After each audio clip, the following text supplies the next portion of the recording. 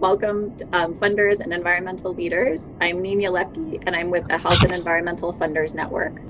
HEFN is pleased to present this webinar on wireless radiation and health. The panelists today are national and international experts who will do their best to catch everyone up on this complex environmental hazard and some recent developments that provide new opportunities for advocacy and public education. I want to note that all presentations today are based on peer-reviewed science. There's a lot that's been happening in this space on both the science and policy side.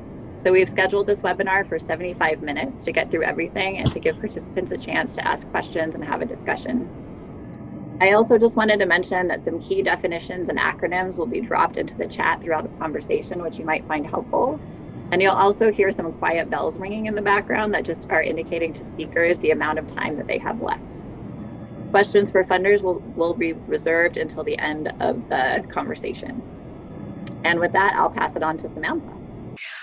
It is a pleasure. Good day, good morning, good afternoon, wherever you're located. It's a wonderful pleasure to be here with all of you. My name is Samantha Anderson, and I work with Lendri Purcell at Jonas Philanthropies. And on behalf of Lendri, who really is the dream visionary behind today's program, and her foundation, Jonas Philanthropies, we would like to thank the whole team at HEFN for their help for putting together our program today and for hosting us. So, as Nina said, there is a very large list of presenters today, and we're going to first talk about the science, and then we're going to discuss what you all need to do to feel safer about that science. And we recognize that there's a lot of information that's going to be shared, and it can feel a bit overwhelming, especially when wireless technology is such a big part of our everyday lives. So we want you to come away feeling as though, yes, there are things to worry about, but there are actionable things that we can do to mitigate that kind of exposure in our lives. Thank you for the opportunity to speak with you today. I'm Dr. Cindy Russell, Executive Director for Physicians for Safe Technology, and I'm here to give you a brief overview of the health effects of wireless technology. I'm a Stanford-trained physician, and I've studied environmental toxins through our local county medical association and the California Medical Association for over 25 years. I've worked on pesticides, flame retardants, bisphenol A, fracking chemicals, and other toxic exposures that affect our health. Most recently, I've been working on wireless technology. We're using more and more wireless devices, thus we're increasingly exposed to microwave radio frequency radiation, which surrounds us now on all sides. Physicians are becoming more concerned about the health effects of this technology, and in the last 2 years, I've spoken at 3 physician conferences for continuing medical education on the health effects of wireless technology. How did I become interested in this topic?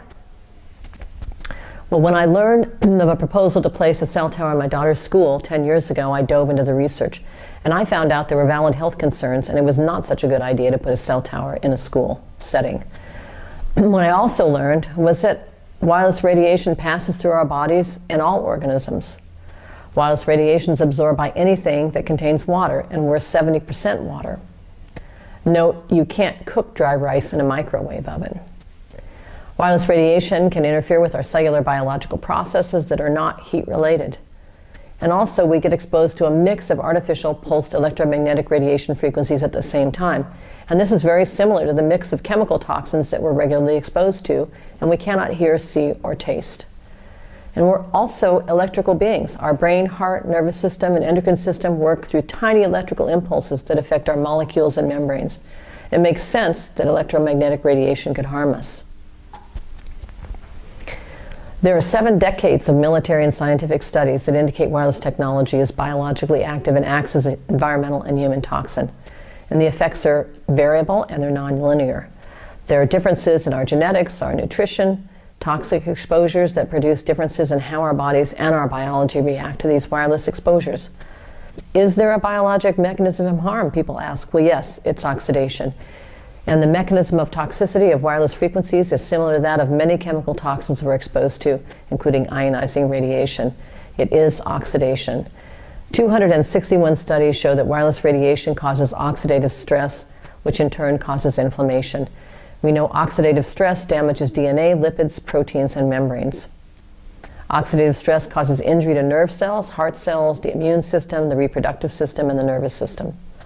Oxidative stress leads to inflammation and a host of chronic human diseases we commonly see now. There are both acute and long-term health effects. And acute effects occur shortly after exposure to a wireless device or a nearby cell tower. It's like an allergy. Those who are sensitive experience neurologic symptoms such as headaches, nausea, dizziness, irritability, memory loss, heart palpitations, insomnia, and fatigue. It's estimated that up to 30% of people are mildly electrosensitive, up to 5% of people have moderate symptoms, and 0.65% of the population are unable to work or be around wireless devices at all, and that adds up to about 2 million Americans. We know occupational exposure to military radar, which is the same type of telecommunications we use now, causes these same neurologic symptoms.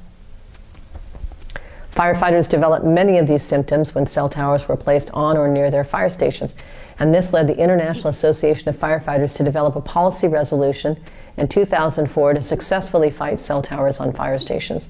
This is now codified in 2 California telecom bills, AB 57 and AB 537, that exempt fire stations from having cell towers due to health effects on firefighters. You may have heard about the Havana syndrome. There are reports of incapacitating neurologic symptoms that were experienced in American and Canadian government officials stationed in Cuba in 2016, as well as China in 2018. More recently, similar attacks have been reported in Austria and Arlington, Virginia. A National Academy of Sciences report in 2020 concluded the symptoms are due to pulsed microwave radiation. The U.S. civilians can get Havana syndrome too. This occurs when cell towers are placed close to homes or if someone is electrosensitive and near wireless devices. I'm working with a town back east fighting a cell tower placed without proper notification. When the cell tower was turned on, 17 people living in the neighborhood near the cell tower developed the same neurologic symptoms. People are now moving out and deciding to sell their homes if they can.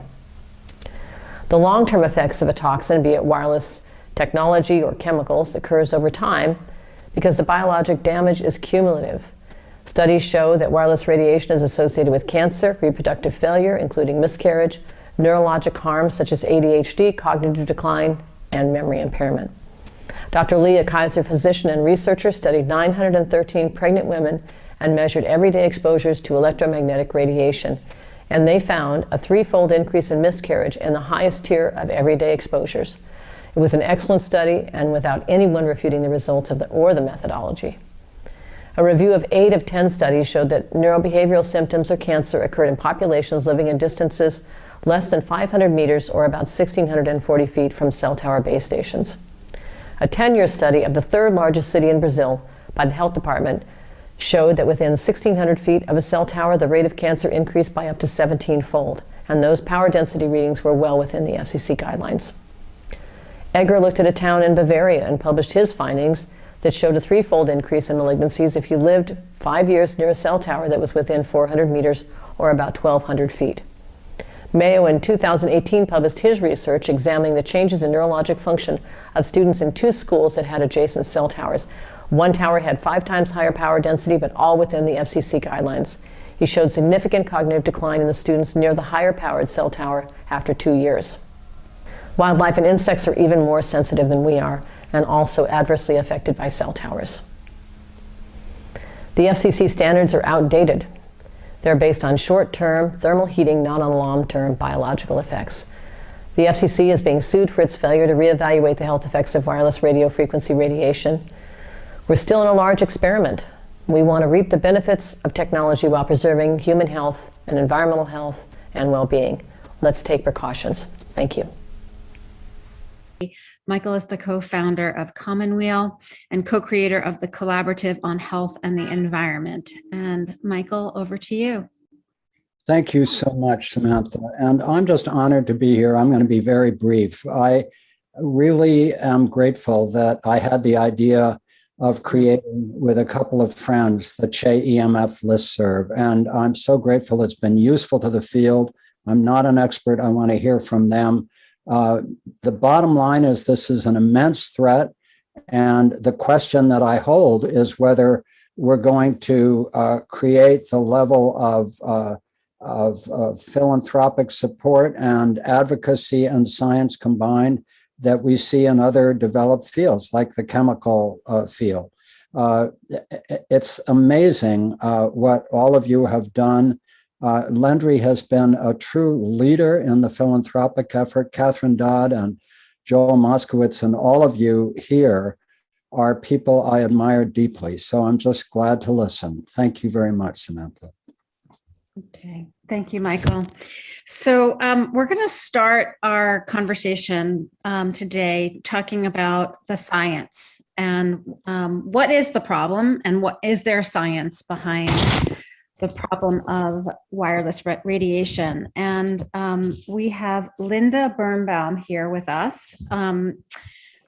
Linda is a board certified toxicologist and served as the director of the National Institute of Environmental Health Sciences of the National Institutes of Health and the National Toxicology Program, NTP, from 2009 to 2019. And she will address the lack of robust review or risk assessment by many federal agencies on the science behind wireless radiation. So, Dr. Birnbaum, thank you. Thank you, Samantha, and good morning or good afternoon to everyone, depending on where you are. I think we've heard a great kind of brief overview from Dr. Russell about some of the effects, so there may be a little bit of repetition on what I'm going to tell you.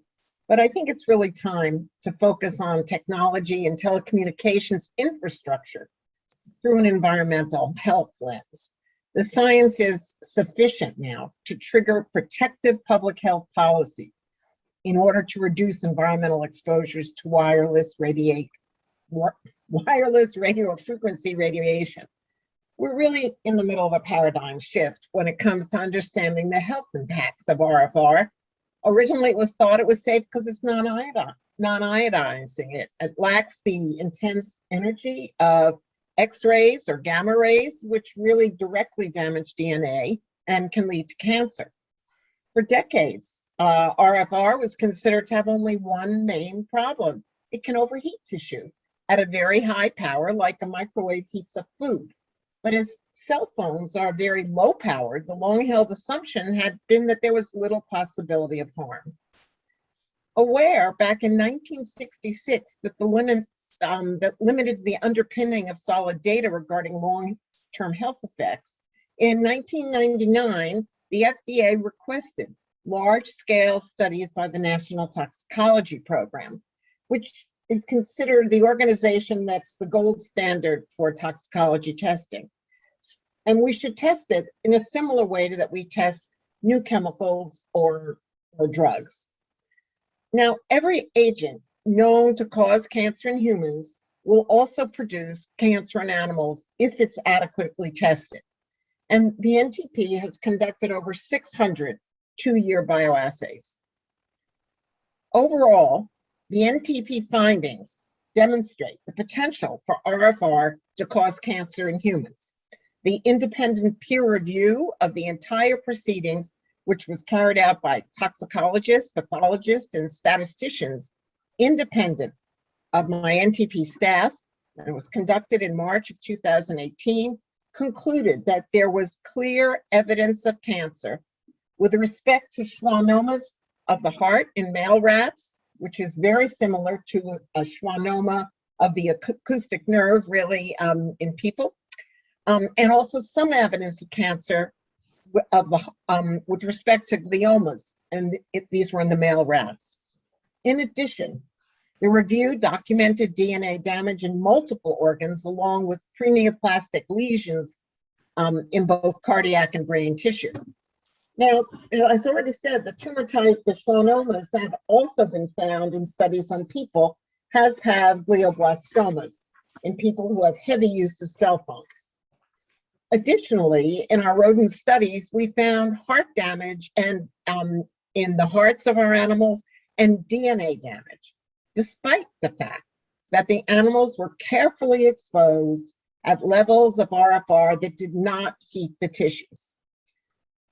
More recently, the Ramazzini Institute, which is a nonprofit institute, private institute in Italy, conducted studies using lower exposures than the NTP did that were very similar to cell tower emissions, and they found the same tumors that the NTP did. So both the NTP and the Ramazzini studies, alongside the human data, provide strong evidence of the potential for radiofrequency radiation to cause cancer in people. These landmark studies should have triggered a quantitative risk assessment by US health agencies. Instead, the FDA rejected the NTP conclusions, and unfounded criticisms were leveled at the finding in order to downplay their significance. The 1996 FCC limits are primarily based on protecting people from heating effects. The NTP study was designed to test the assumption underpinning those FCC limits, that heating was the only harm from exposure. However, the carefully controlled NTP studies found DNA damage and tumors at RFR levels that were not thermally relevant, indicating that this assumption of safety is no longer accurate. Recently, the Circuit Court in Washington, D.C. has highlighted that there has been no robust review of the FCC's regulations, nor a review of the full body of science by any U.S. health or safety agency for decades. There's a mounting body of science indicating impacts to the brain, reproduction, oxidative stress, and there are studies showing synergistic effects when ionizing radiation is combined with other toxic exposures. Protective policy is needed today. We really don't need more science to know that we should be reducing exposures. The DC court ruling confirms that the FCC's 1996 wireless exposure limits lack a robust scientific foundation. I have joined with other scientists in a letter to President Biden and Congress, calling on them to promote policy that will reduce public exposures to wireless radiation and to engage the National Academies of Science, Engineering, and Medicine in a robust research and policy review to ensure that the US develops more protective regulations for people, wildlife, and for the natural environment. Thank you. Thank you so much, Dr. Birnbaum. We are blessed to have Dr. Olcay with us. She is an environmental working group scientist and recently published findings, which she's going to talk more about, in a peer-reviewed journal, Environmental Health, which refute the 1996 FCC safety guidelines that are unfortunately still in use today. So, Aloma, over to you. Yeah, thank you so much, Samantha. First of all, I would like to highlight, what prompted the EWG study that was published in the peer-reviewed journal, Environmental Health. Just like the previous speakers have highlighted, the current FCC exposure standard for radio frequency radiation is outdated. It was set in 1996. And that standard was based on studies from the 1970s and 1980s, that found behavioral changes in animals that were exposed to radio frequency radiation. With the latest science, linking radio frequency radiation exposure to adverse health impacts, such as the increased risk of cancers, neurological disorders, developmental disorders, and so on. We expect the FCC would update its standard, but that never happened. So EWG now decided to review the latest evidence by using incident data from the 2018 National Toxicology Program study to estimate an exposure limit that would adequately protect children and adults against adverse impacts associated with radio frequency radiation exposure. Just like Dr. Birnbaum rightly said, the NTP study is one of the largest long-term studies on the health effects of radio frequency radiation exposure, and its data is a valuable resource, for the development of health-based guidelines for radio frequency radiation exposures in people. So applying the same methodology developed by the EPA to assess human health risks arising from toxic chemical exposures to radio frequency radiation, the results of analysis suggested an exposure guideline for children that is 200 to 400 times lower than the current FCC whole body exposure limit of 0.08 watts per kilogram. For the adults, that should be 20 to 40 times lower than the FCC limit. So based on our analysis, EWG recommends that the FCC, adjust its outdated health standard for wireless radiation with the latest science to protect the general population, especially children. Finally, with advanced technological changes and substantial evidence linking radio frequency radiation exposure to adverse impact, simple steps, to reduce our exposure are strongly encouraged.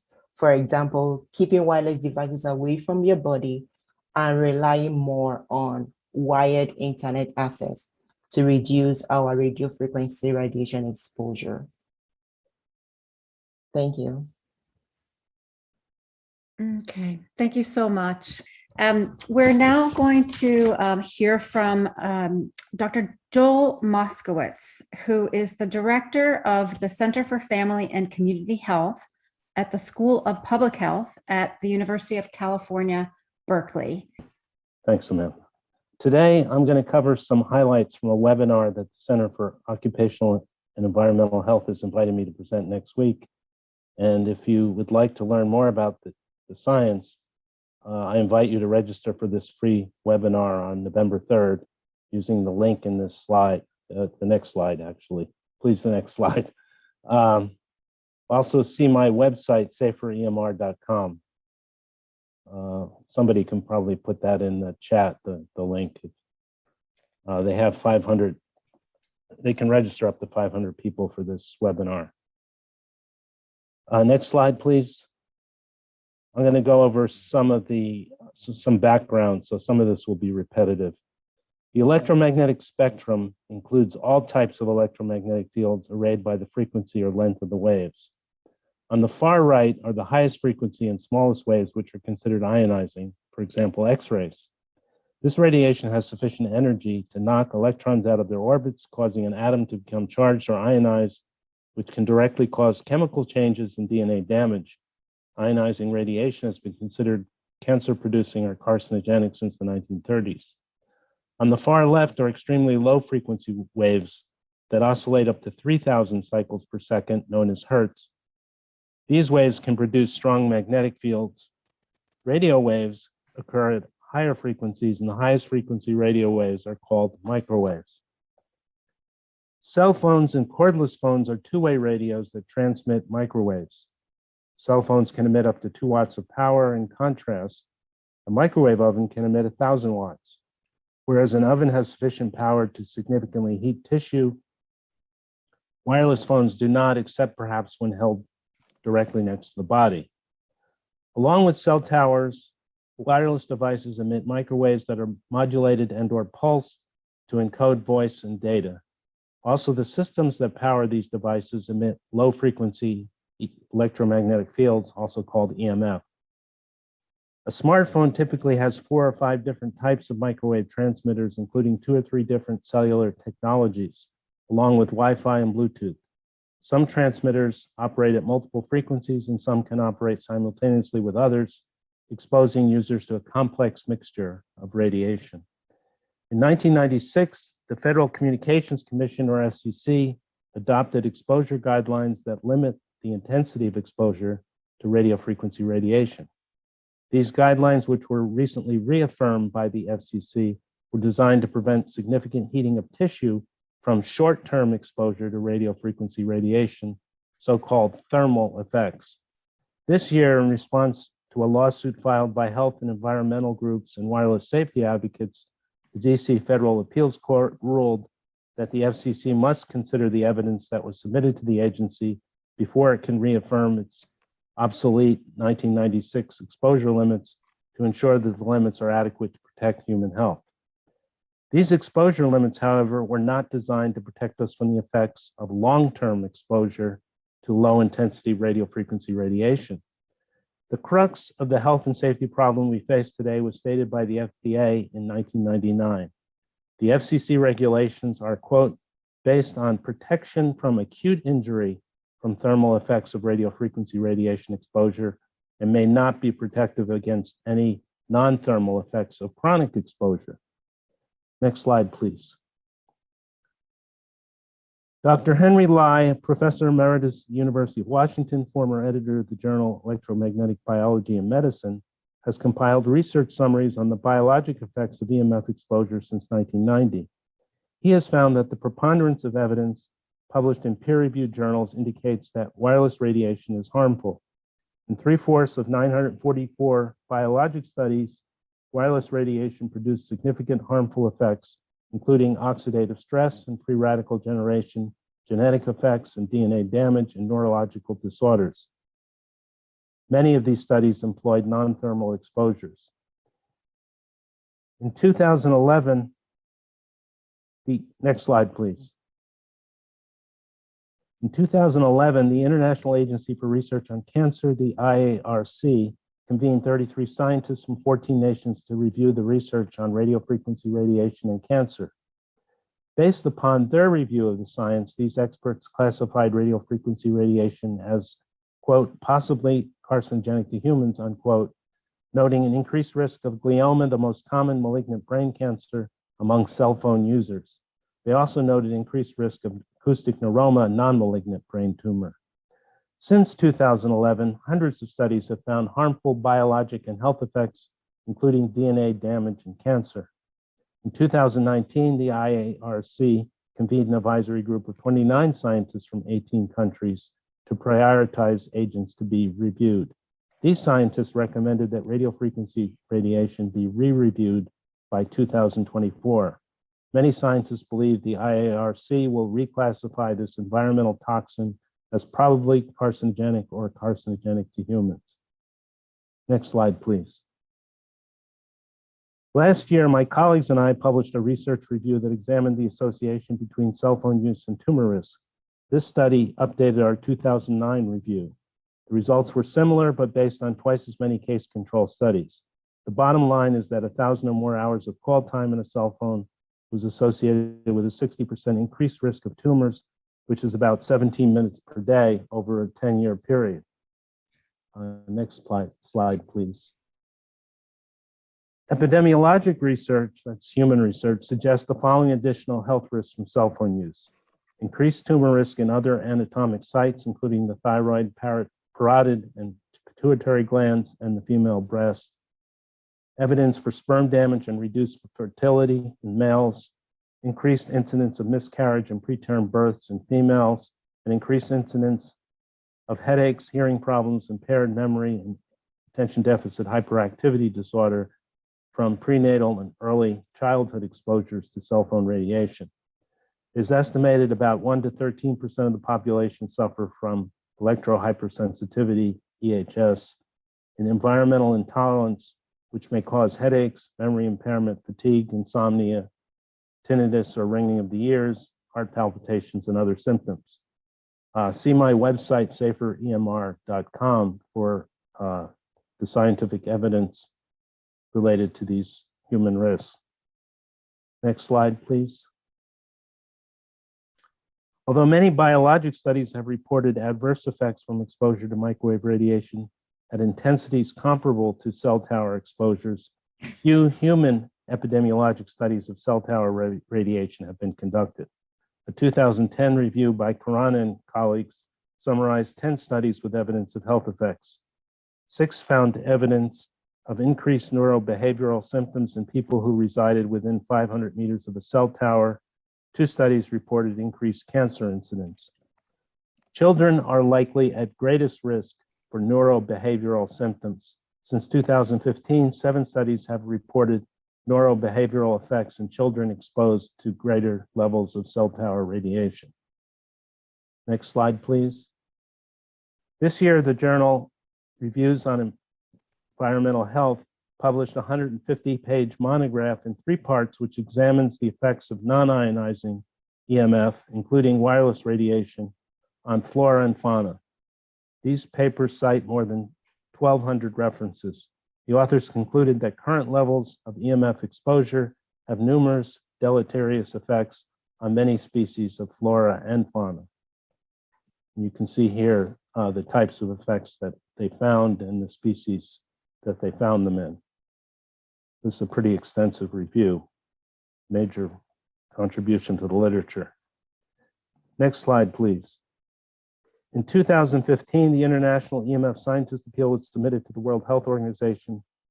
It was signed by almost 200 scientists. All had published peer-reviewed research on EMF and biology or health. The petition summarizes the scientific basis for the appeal, calls for stronger exposure limits, and makes policy recommendations.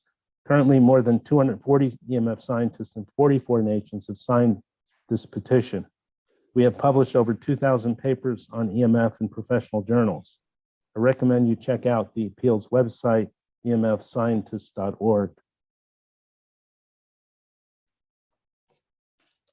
Next slide, please. The 5G appeal, which calls for a moratorium on the rollout of 5G, has been signed by more than 400 scientists and medical doctors in over 40 nations. What is 5G, and why are many scientists and physicians concerned about its rollout, along with much of the public around the world? With the 5th generation of cellular technology known as 5G, cell phones and cell towers employ lower and higher frequency microwaves than previously used. Also, for the first time, this technology employs millimeter waves, which are very high frequency microwaves. Millimeter waves behave differently than microwaves. Although they can move large amounts of data at high rates with short lags between transmissions, they travel by line of sight, and the signals are blocked by building materials and foliage.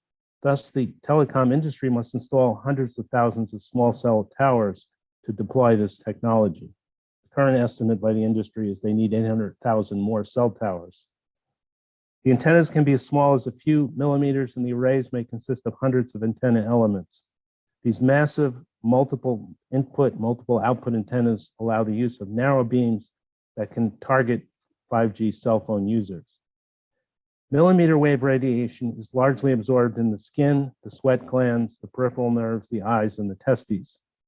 These waves can induce or inhibit cell death, enhance or suppress cell proliferation, inhibit cell cycle progression, and may alter structural and functional properties of membranes. The radiation can cause hypersensitivity and biochemical alterations in the immune and circulatory systems, the heart, liver, brain, and kidneys. It can harm insects and promote the growth of drug-resistant pathogens. Although there are hundreds of millimeter wave studies, no peer-reviewed studies have been published on the effects of exposure to 5G radiation. Furthermore, due to the paucity of research funding, there are only about a dozen short-term effect studies for 4G, a technology that's been in use for a decade. As Senator Richard Blumenthal charged in a US Senate hearing 2 years ago, we are quote unquote flying blind regarding the safety of this technology. Next slide, please. Media coverage plays a large role in widespread ignorance and skepticism about the harmfulness of wireless radiation. Although media bias is a complex issue, it is important to understand because it shapes public opinion. Having studied media coverage of wireless radiation research since 2009, in my opinion, the mainstream media have failed to report many important developments.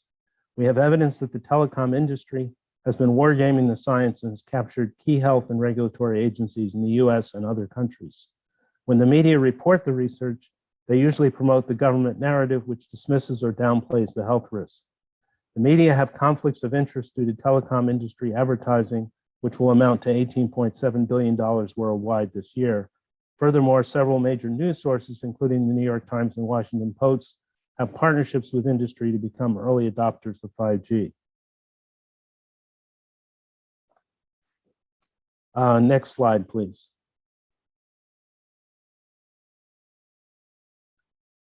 In my opinion, we are guinea pigs in a massive technological experiment that threatens our health. Our government must fund the research needed to determine a safe level of wireless radiation exposure and strengthen the FCC's radio frequency exposure limits.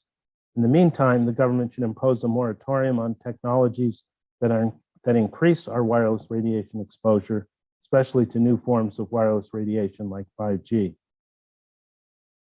Final slide is my contact information. If you want more information, I would encourage you to register for the webinar I'm doing next week for the Center for Occupational and Environmental Health if you want to learn more about this, or see my website, saferemr.com. Thank you. So we're now going to turn the conversation over to Theodora Scarato. Theodora is the Executive Director of the Environmental Health Trust, and she is going to highlight the recent court victory that the Environmental Health Trust was behind in the context of the FCC and the lack of health safety guidelines and regulations. So in 2019, the FCC made a decision not to update the wireless radiation limits that everyone has been talking about. These limits, as discussed, are based on heating as the only harm, didn't address children, prenatal impacts, the real world use of our devices. We use devices touching our body, and the way our FCC limits are set up, they actually test devices at a distance from the body. Phones are not tested on the body, in your bra, in your pants pocket, as most people use them.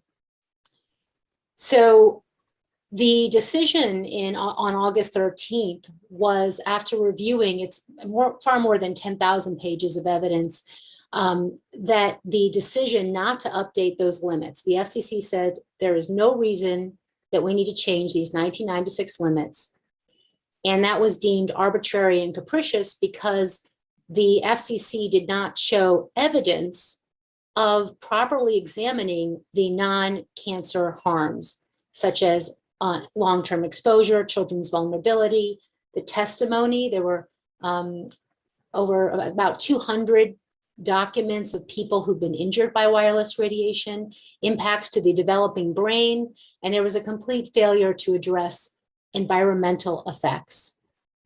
In addition, the court noted that the medical recommendations, such as those by the American Academy of Pediatrics, the Council of Europe, cities of Boston and Philadelphia, and there was many appeals by physicians, which were ignored in the response of the FCC. In addition, there was extensive science showing impacts to the environment, as has been discussed, particular study on how radio frequency radiation injures trees around mobile phone base stations, impacts to insects like bees, and that was all ignored by the FCC. I think one of the most important pieces to the court determination into this case is that there wasn't anything on the record that showed there had been a systematic review of all of the science by any US health or safety agency. We all assume that our federal agencies are looking out for us and they're regularly monitoring the science and making sure that it's safe for our families and for our environment, our natural environment. But in fact, the EPA, the National Cancer Institute, the Department of Labor, and the NTP several years ago did file very short letters, all of them, with basically saying, we're glad that you're doing this, but they didn't offer an opinion. Now, the Department of Labor actually told the FCC to contact the National Toxicology Program, which was doing this research that Dr. Linda Birnbaum talked about on effects at non-thermal levels. And we don't see evidence or on the record that actually the FCC did reach out and request on that. The ruling stated, really noted the silence of these health agencies, that the silence of expert agencies does not constitute a reasoned explanation for the commission's decision. Silence does not indicate whether the expert agencies made any determination or whether they considered any of the evidence in the record. And this is kind of a, because we all assume, or the public assumes, that our federal government health agencies are looking out for us, the reality is that the EPA was defunded back in 1996 after many years of being defunded. And the FDA can't seem to clarify exactly what it's doing. All it has is a literature review and a cursory statement, and they haven't or have shown no evidence of a proper science-based systematic review with a risk assessment. The court order to the FCC was that and the mandate just happened October 5th. So several weeks after the court ruling was the official mandate. The FCC is not appealed, that they need to provide a reasoned explanation for their decision to retain their testing procedures where they keep phones and devices not in body contact, and even how they test, the metrics that they use, everything about their testing procedure is absolutely outdated and based on heating is the only harm. So the court ordered the FCC to explain that better, and also to address the effects of radio frequency radiation on children, the health impacts of long-term exposure, the ubiquity of wireless devices that have occurred since the commission last updated its guidelines, which would be 1996, and to address the radio frequency, the impacts to the environment.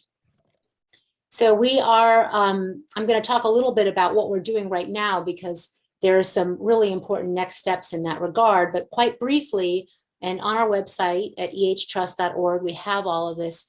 Many other countries have moved forward with far more transparency. They are monitoring, they have labeling, they have banned advertisements for children for cell phones. And this is just a little map showing a bunch of different laws. Berkeley, California's law that'll inform people that phones aren't supposed to be next to the body, unfortunately. And that is a whole other bucket, which you can learn about on our website or on Dr. Moskowitz or Physicians for Safe Technology, of course. That was not implemented due to the wireless industry lawsuit and to the FCC. The FCC's action that we actually took action about rendered it not being implemented. In Belgium, there's a ban on cell phones designed for children. These France and French Polynesia also have public education campaigns and have banned the sale of cell phones for children. This is the back of a bus in Cyprus, where the Cyprus Committee on the Environment and Children's Health, in collaboration with the Department of Health, the Commissioner of the Environment.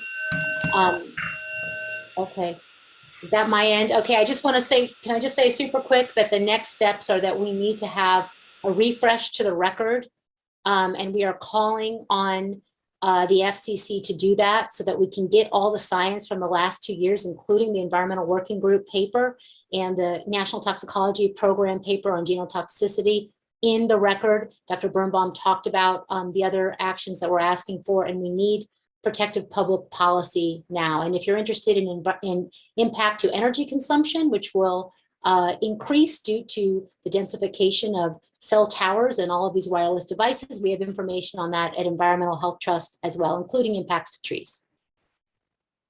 Thank you. Thank you, Theodora. That was wonderful. Very important information, and thank you for sharing. We're going to switch the order slightly, and Sharon Buccino from, I believe I'm pronouncing that right, correct me if I didn't, Senior Director, Lands Nature Program from the NRDC, the Natural Resources Defense Council, is going to speak next. Great, and thank you, Theodora. My name's Sharon Buccino. I work as a senior attorney at NRDC, and I'm just going to give a quick overview of a couple of the key legal principles that affect the authorization of wireless services and the construction of the networks needed to provide these services. And I'm going to take the case, which Theodora just talked about, and put it in a little bit broader legal context so we can start to think about the leverage that exists in the law to address some of these issues.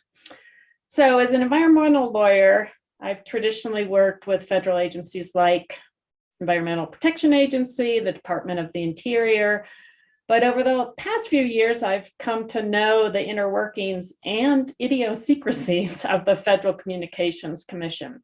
As we've heard, it is the FCC that controls the use of the electromagnetic spectrum for the provision of wireless services.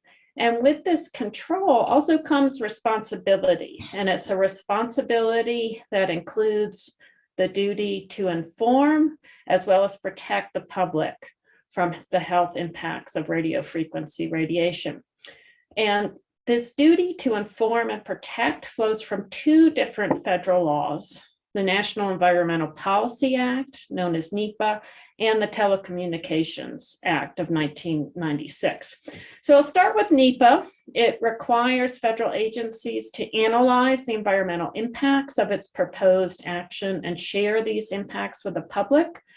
When analyzing environmental impacts, NEPA requires an agency to consider the natural and physical environment and the relationship of people with the environment.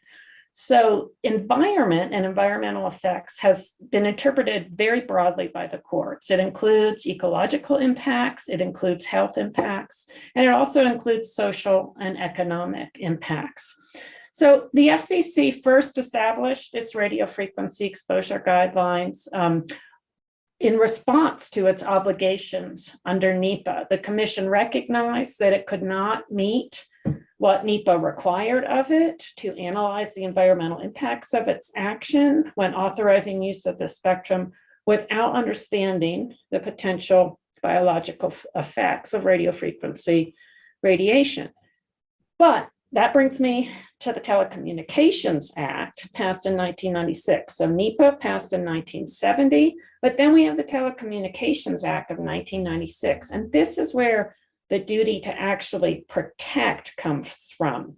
And as wireless communication was expanding, Congress fundamentally changed the legal framework governing telecommunications when it enacted the Telecommunications Act of 1996.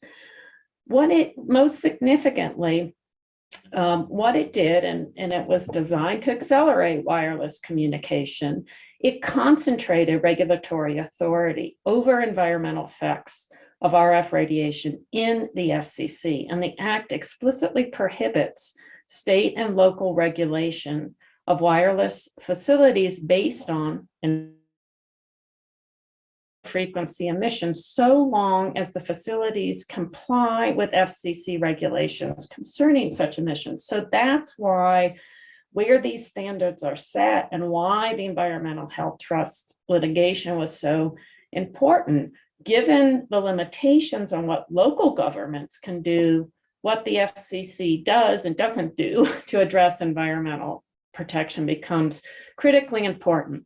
One other key fact from the past is that the same year that Congress passed the Telecommunications Act of 1996, Congress limited the role of the Environmental Protection Agency, and it buried in the appropriations bill for EPA that year language that explicitly said EPA shall not engage in EMF activities, and they haven't since then. So I want to address one additional court case an NRDC was involved in addition to the case that Theodora mentioned. And it was a couple years before the most recent DC Circuit decision. But in 2019, NRDC joined, there were 16 Indian nations that were also in this lawsuit. It challenged the FCC's decision to eliminate review of impacts of EMF radiation on the environment, as well as on cultural and historic resources. So the Federal Court of Appeals in DC, the DC Circuit, found that the FCC had acted in an arbitrary and capricious manner, and they invalidated the FCC's action. So as a result, the FCC still has to conduct environmental review under the National Environmental Policy Act. So what does this mean in practice? Just a couple things real quickly. First, the FCC cannot issue a license to use the electromagnetic spectrum without evaluating the environmental impacts of such use. And second, they can't authorize the construction of cell towers or other infrastructure to provide wireless services without evaluating those environmental impacts. The problem is, I'll finish up here real quickly. is that the FCC has turned over this compliance with environmental review to the companies themselves. The citizens can petition, local governments can request the information about the environmental impacts. Citizens can petition for that, but there still is quite a bit of work for lawyers and scientists and advocates to ensure that actually the FCC is meeting the obligations that Congress has put on it. So thank you. Okay, thank you so much. All right. In the interest of time, I think Doug Wood, who is the co-founder of Americans for Responsible Technology and Grassroots Environmental Education. He is going to speak, but he only has a couple of minutes. So over to you quickly, Doug. Thank you so much. And thank you for the opportunity to speak today. I'm really honored to be on this panel with so many colleagues for whom I have great respect. I am substituting for Patty today. We change places frequently because she had a previous speaking engagement and sends her apologies and best wishes to everybody. We were asked to speak today about legislation at the local, state, and federal level, and also about our work on RF radiation in schools. So first, I'll talk about the legislation. Most legislation on this issue centers around that provision in the 1996 Telecommunications Act that says that no local authority can deny a permit for a wireless antenna based on environmental concerns, as Sharon just was talking about. So to be clear, you cannot deny a small cell application based on health concerns. So this, combined with the push by telecoms to deploy their new small cell and 5G technology by installing more than 1 million new antennas, many of which will be located close to homes and schools where people will be involuntarily exposed 24/7, sets the stage for local action. Over the past few years, the FCC, which has been called the most captured agency in Washington by the Center for Ethics at Harvard University, has been slowly tightening the regulations on what local officials can do to control this deployment. Telecoms are bullying local officials and threatening lawsuits, claiming that local authorities cannot deny their applications for 5G antennas. This is not true. Local codes are the best defense against unfettered deployment of 5G, and provisions such as a requirement for liability insurance for health claims, or a random independent testing of emissions, especially for co-located equipment, or proof that all non-residential locations have been evaluated and found to be insufficient. Those kinds of provisions have slowed or stopped deployment in some communities. These are legal and logical things that any town or city can insist on, and we have language recommendations and sample codes in the toolkit on our website, which is americansforresponsibletech.org. At the state level, legislation written and promoted by the American Legislative Exchange Council, that's ALEC, sponsored in part by the Koch brothers, has been making its way into state legislatures. Some states have adopted the language in its entirety. In other states like California, it's being broken into small pieces, trying to sneak through that way. We were happy to play a role in coordinating the efforts of advocates and organizations in California to convince the governor to veto one recent bill that would have further limited local control and stymied efforts to control the deployment of 5G. At the federal level, we are continuing to monitor legislation that includes funding for 5G or language that limits local control. But as you know, Washington is a pretty unpredictable place, and the telecom lobby is extremely powerful and extremely generous with campaign contributions. Nevertheless, we continue to keep members and their staff aware of developing science regarding wireless technology. We have few champions in Congress, but Richard Blumenthal, the senator from Connecticut, has been very helpful in articulating his concern, especially in regard to the FCC's negligence on health issues. Regarding our work in schools, the cumulative amount of RF radiation that's emitted by tablets, laptops, routers, and access points in modern school classrooms can be quite high. And like many environmental exposures, children are affected in unique ways, and some of those ways are quite severe. The Tech Safe Schools program is built on a legal foundation of fiduciary responsibility, which all school administrators have for the children under their care. We believe that every administrator has a legal duty of care to become informed about the levels of RF radiation in their classrooms and to take whatever action may be required to reduce or eliminate it.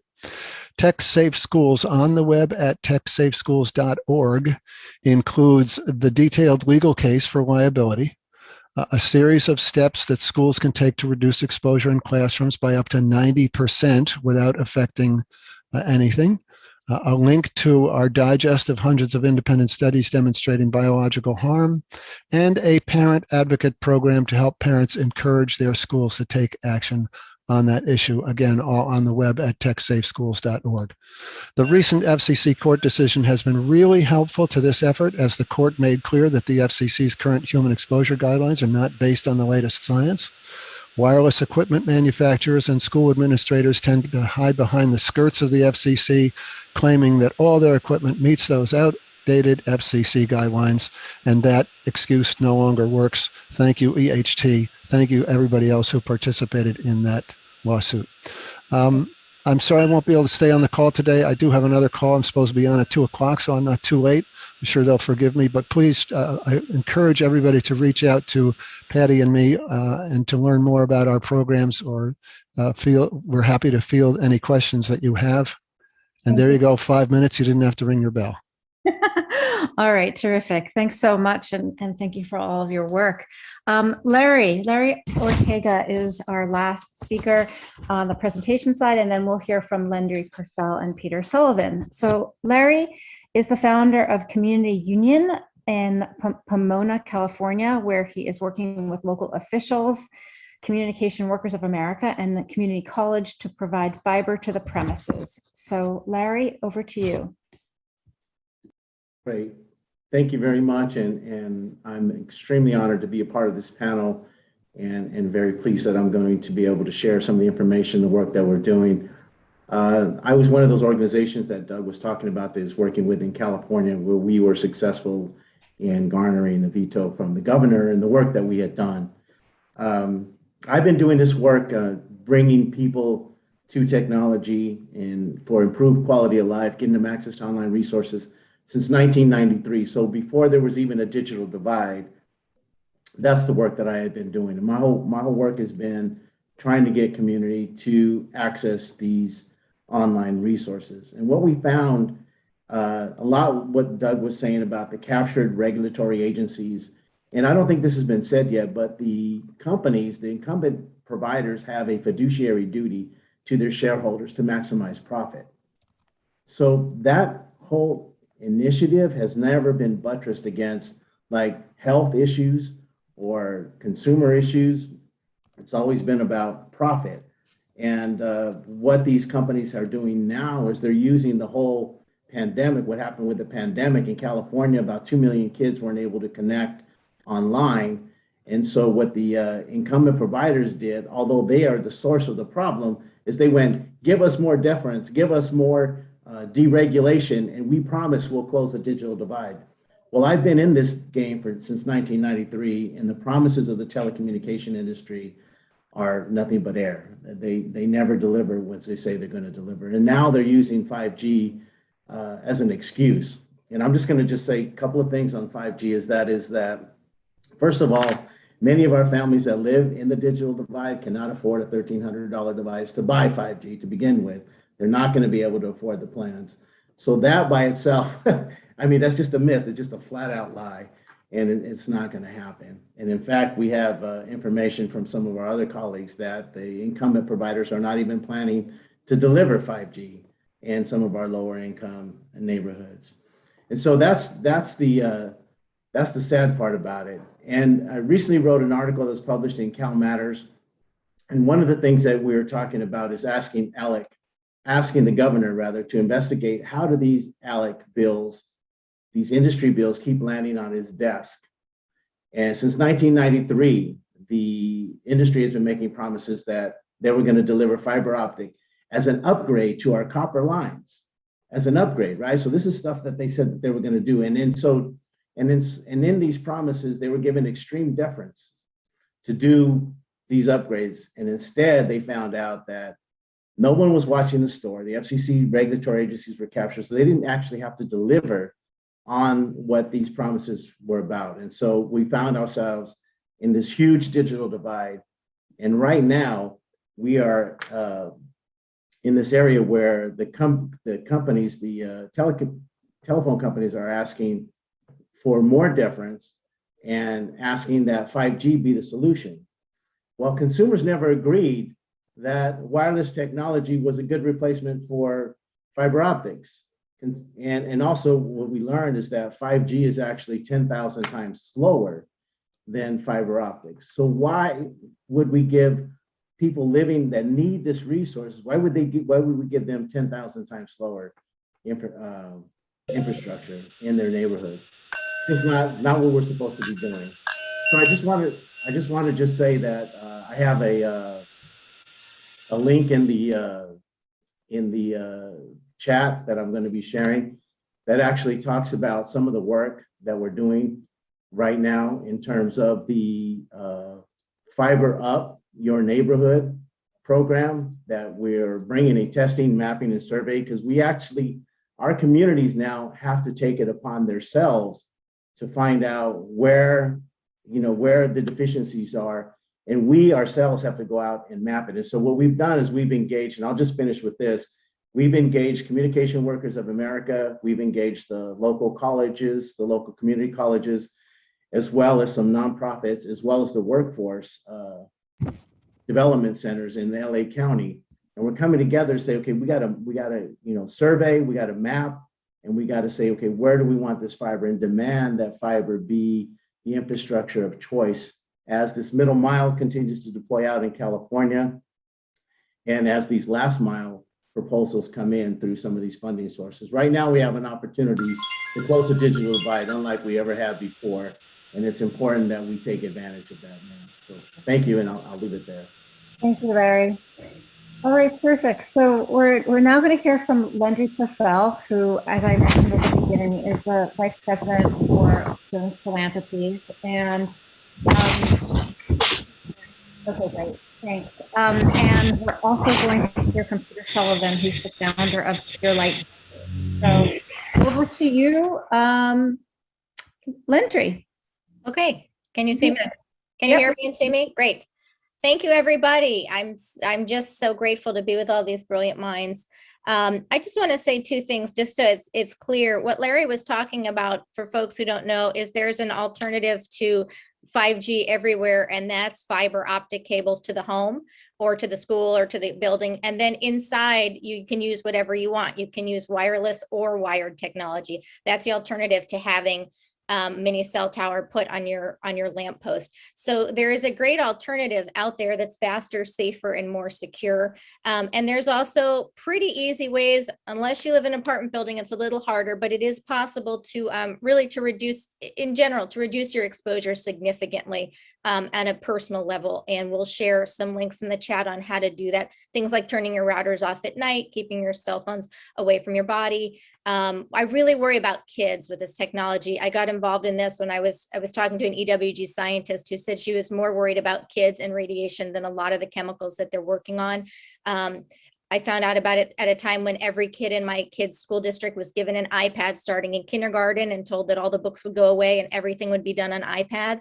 This is what's happening in a lot of schools, and it's problematic given that the EWG study is recommending safety standards that are 200 to 400 times more stringent for children. And given that we know that the FCC is just looking at thermal effects and hasn't looked at children, I'm really concerned about our children and this technology. Also about pollinators, fertility. There's so much science out there if you look at it, and Joel's the right person to go to kind of point you to the best studies. I've worked at this at the city level with my city council to get super protective ordinance in our city, which is you can do. Americans Response for Responsible Technology would be the place to go to for that. I've worked at this at the state level to keep to prevent 5G from rollout from taking away cities' rights. I've worked at this at the federal level as a funder. We need more funders in this game. These few groups that are working on this are strapped. I can tell you that some of the speakers today, most of them are volunteers. They're barely getting paid. It's a pretty sad situation. When I go to other funders, when I go to environmental health groups, they usually say, we know there's something there, but it's a bandwidth issue. I just hear that bandwidth. We don't have the bandwidth. And I get it. And I get that chemical policy is where everyone's head is. But at the same time, I was sitting with Andy Egregious, a funder friend at some point, and I was saying, you know, have you looked at cell phone issues? And he had the phone on his ear and he said, don't tell me there's a problem with that. I don't want to know. And he died of a brain tumor shortly afterwards. And I worry about our environmental health warriors who are on this technology constantly, who maybe don't know. And I worry about our children. And so I'm hoping that a few funders can join up with me. So it's not just me and Peter, and can come up with a little strategy group so we can help support the groups doing the science, doing the advocacy, doing the policy work, and come up with some strategies here. There's so much that's already been done, and there are great solutions out there to have modern technology and to keep it safer. Thank you. Thank you, Lindri. Thank you for organizing today's conversation as well. Peter.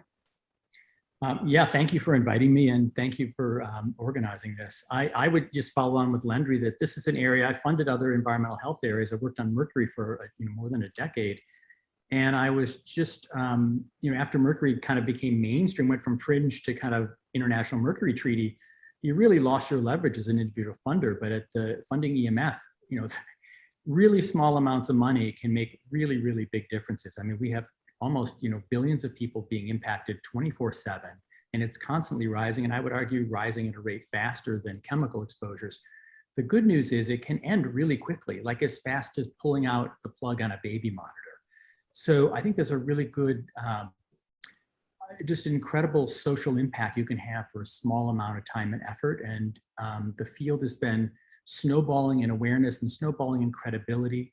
And the folks who are on this call, the activists and NGOs, have just been spectacular. Again, working, some of them for decades on this issue for almost no pay, and really getting to a point where things are really getting positive finally. I know there's been a lot of banging heads against the wall, and I feel like things are finally moving, and I just want to acknowledge all that work and all that progress, and invite anyone who's interested in this and who's interested in having an impact on environmental health and children especially, to come into the field and dabble and learn what you can and see what you can bring. Great.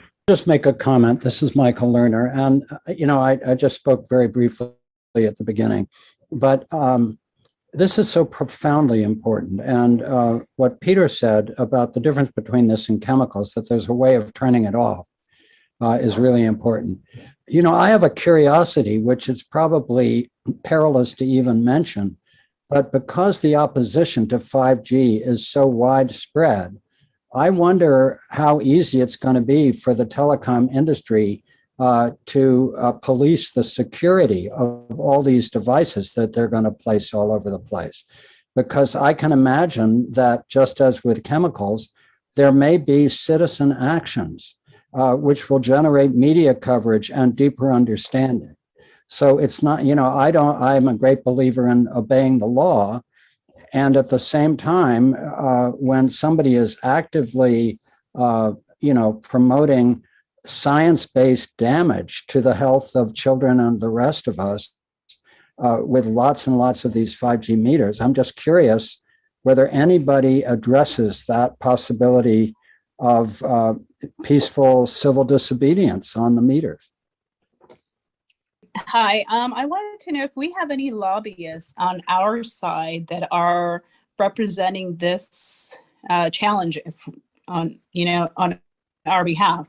Is there any lobbyist that's working on this project? I'm happy to answer that because I've funded some personally. You can't do it through a C3. The folks who are doing the lobbying are these people that you've heard that run the nonprofits, Doug and Patty Wood. They're on the East Coast. Theodore Scarrato, Deborah Davis is a scientist. She does some lobbying work. EWG does not have a lobbyist on this directly. I've personally funded some lobbying support of theirs, but no, that's the thing, is telecom has so many lobbyists and we don't have any. So that's a huge need, is C4 money to fund lobbyists. That could be done through EWG. That could be done through any of these groups that all have C4, but that's like one of the first things that we need is lobbyists on our side. Because I know I'm one of the fellows for the American Nurses Association of California, and I know that this is something that we're just looking at the environment as a whole, and this is something that I'm sure that we would be able to want to work on as well. So I would love for there to be some type of collaboration amongst these organizations if possible. That would be terrific. That would be terrific. We'll be in touch. Someone will be in touch. Thank you. Okay. Great. Ellie Marks has her hand up. And Ellie's another lobbyist and has done a lot of lobbying, again, mostly as a volunteer. Yes, banging my head against the wall. But as Peter said, hopefully we're making progress with all of you wonderful people. Thank you so much. This was wonderful. I wanted to talk about, I think it was Linda Birnbaum that mentioned that there's been no scientific review. Now, Jeffrey Shuren of the FDA did come up with a scientific review to appease Congresswoman Eshoo a couple of years ago. And it wasn't signed and it wasn't published, but Congress seemed to fall for it. So our lobbying efforts are even more difficult. Does anyone know, or how do we rebut something like that? Is my question. I'll just give you, Jeff really dependent on what he did. I mean, this is not atypical of some FDA reviews that they do for anything environmental, whether it's additives or contaminants in food or some with devices, that they basically ignore much of the non-guideline kind of study data, although the NTP study clearly fits the guideline, but they downrated, they just didn't consider the NTP study. There was a lot of negativity when the study was first released. I mean, we tried to brief them on it before it went through formal peer review, and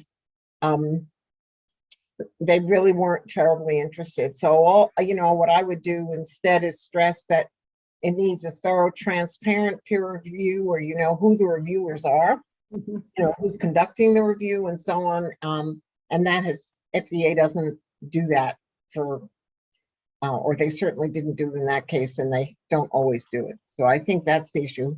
Who actually reviewed it? What did they look at? With some chemical reviews that I know they've done, they basically, as I said, threw out all this non-guideline studies of the animal studies and basically downrated any of the epidemiology. I'll just add real quickly. Thank you. This is Sharon Buccino, that it's important to focus on the jurisdiction and the limited jurisdiction of each of the agencies. So the FDA is more focused on devices, and there's a lot that falls through the cracks. And so there's not the obligation to look at cumulative effects or across the board, the synergistic effects, which is something that Dr. Moskowitz mentioned.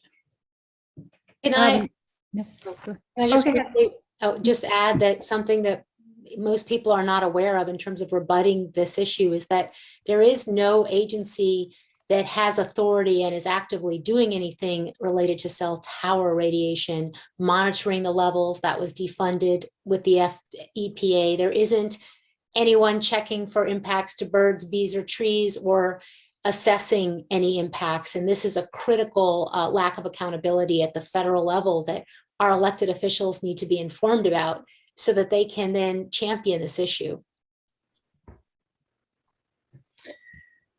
Thank you, Theodora. Question from Anne-Marie Lyles. And I would take my hand down. I know that, I believe Landry at least had looked into shareholder advocacy, and I'm wondering that I believe, you know, a year or so ago, it didn't seem like there was a good path for that, but it seems like things have changed a lot now with the lawsuit and additional research. And I wonder if it'd be worth revisiting going after insurance companies and the telecoms by the shareholder route. So I'd love to speak on that because I've approached As You Sow about that. And again, that was a few years ago, and they were interested, and it was the bandwidth answer where they said if we had someone to devote time and energy to understanding the science, absolutely, we'd most groups, you know, will play and participate if they have some funding to do it. They were very interested in that. Even going after companies that the wireless baby monitors are so terrible when you look at the levels of what they're emitting. The diapers, there was an EMF diaper that I've been trying to go after, Procter & Gamble. We have, I think, 500 signatures. So yes, As You Sow is ready to do that. They would need some funding to do it.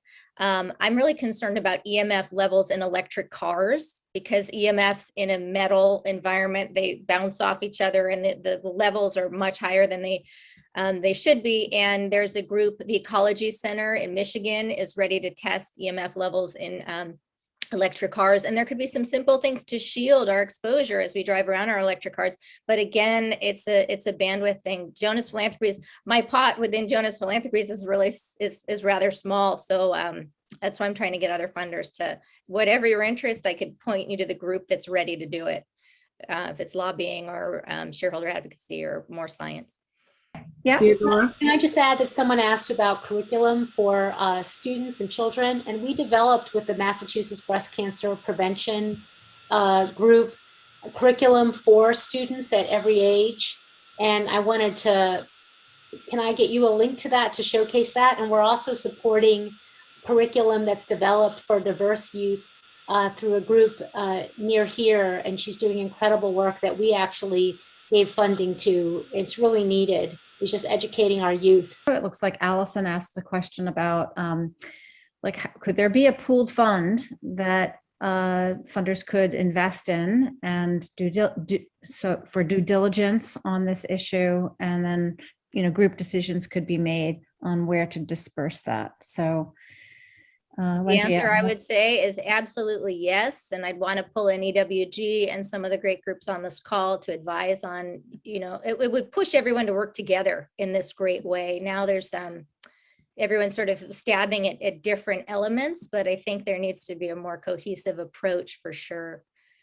That would be terrific. And we'd welcome any funders in that arena.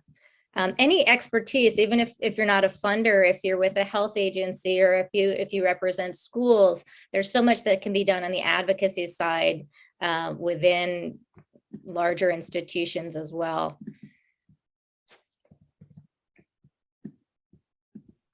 I also wanted to say in the investment side, there's money now, thank goodness, going to green chemistry. There should be more money going into safe tech as well. And I believe there'll be a growing demand for that. So cell phones that have that are safer, or that Peter really knows about this space, Wi-Fi that turns on as needed.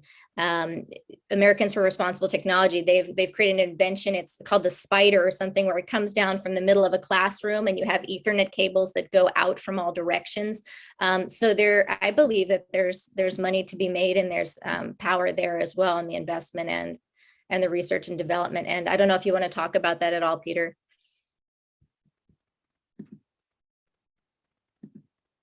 Yeah, I found that, I think this is an Allison thing too, where she did, was it Safer Made or Made Safe? I can't remember which group. But I mean, some of these problems, they really just sit and stagnate until you have a solution. And no one wants to hear about the whole situation until here's, they don't want to know about it until they know what they're supposed to do. And so we need these alternative solutions. We need the safe solutions. I think it's automotive safety is a really good analogy. It's like we all love cars, but we want them to be safe. And, we didn't have automotive safety to the mid-50s, and now it's a market requirement. And that's what we need to focus on in this field as well. And I'm starting to do that since I was in tech before. It's easier for me, but lots of opportunities and domains for funding, on all sides of this. So if anyone else has any questions, please feel free. We have another few minutes. And if you would like to follow up with other thoughts and conversation, Lendri and the team at Jonas Philanthropies welcomes any and all feedback. And